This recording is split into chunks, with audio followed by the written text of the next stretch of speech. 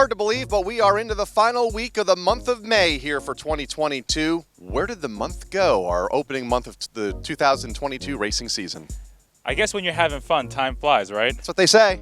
Well, we're getting into the summer months now, and we can definitely feel it because it has gotten hot over the last week. But as long as weather plays nice, I'm not going to complain. We've had some good racing over the past month, too. Some great racing, and we'll begin with the SK Modifieds. 3 races, 3 different winners, including Steven Kopchik a week ago. We talked to Steven at one point a couple weeks ago, and he talked about how he was not good at day races. Well, that was sort of a day race because it was earlier in the day, and he got the win. Got past Tyler Hines during the race, went from 8th to 1st, and with how tight that field is, 8th to 1st is not an easy task. So Kopchik got an early season win last year. He had a breakout campaign last year. He's going to be a championship contender. He's one of the more consistent drivers this year. So good on the 21 for getting the job done, but guys like Troy Talman, Tyler Hines getting big runs as well. Talman getting second to tie his career best. Tyler Hines, that new team, the 58 team, getting a 4th. So good runs for those guys. And Brian Narducci, 3 races, 3 top 5s, still top the points for good reason. And a lot of stories to take from the SK Modifieds this year. So many storylines, and more of those will play out this coming Friday night.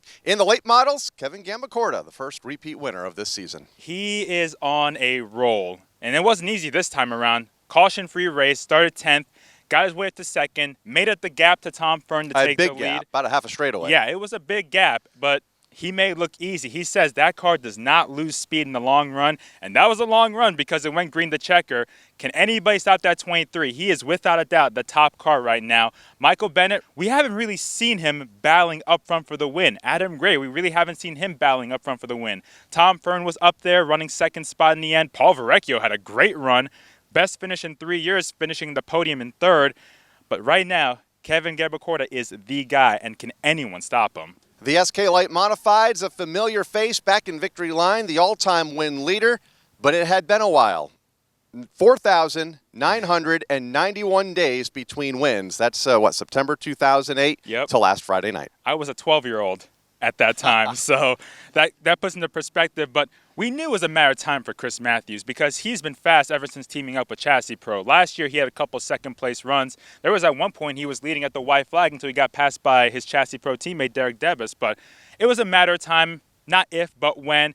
Granted, it was range-shortened, but he was fast. I mean, we saw him gain almost 2 spots in one corner on the bottom. You don't see that very often in the SK Lights. So good on Matthews, the former SK Light champion. We know he's going to be one to watch all year long. We had some good runs by other teams as well. I mean, Amanda West, 4th place run. Megan Fuller, back-to-back top 5s. Megan is 4th in the points. Pearl went from 26th to 9th.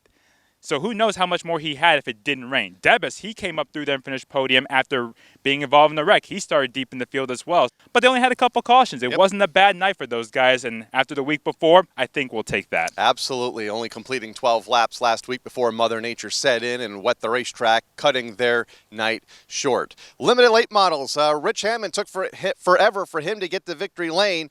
But boy, once he got that first win, he's really starting to pile them up. Back to back. Got it done again. I mean, he was really fast last Friday, and he mentioned opening day, if his car didn't have mechanical issues, he might have had a chance to win all 3 races this year.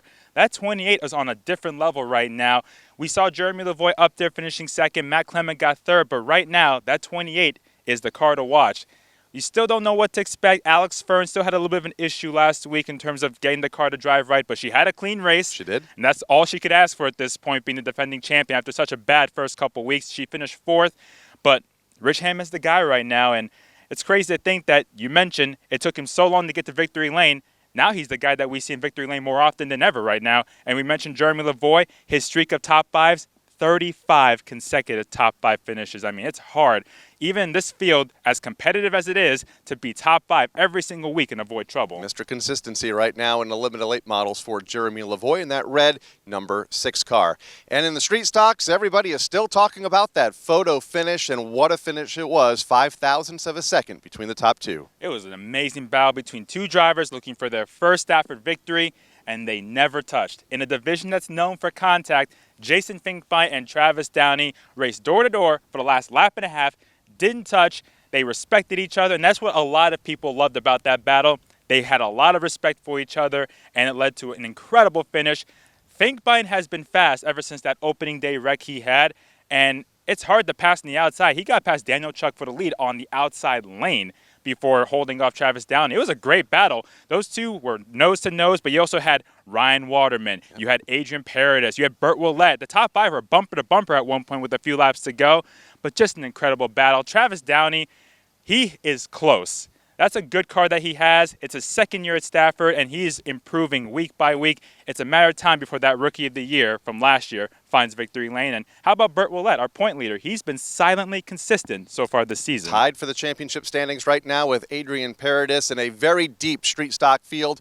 They'll be fun to watch this Friday night as well. Our third Friday night program of the season, our fourth overall. Going to be a great night for competition. It all starts at about 6 o'clock Eastern time. If you can't be here in person, and we hope you are, but if you can't, you can tune us in on flowracing.com.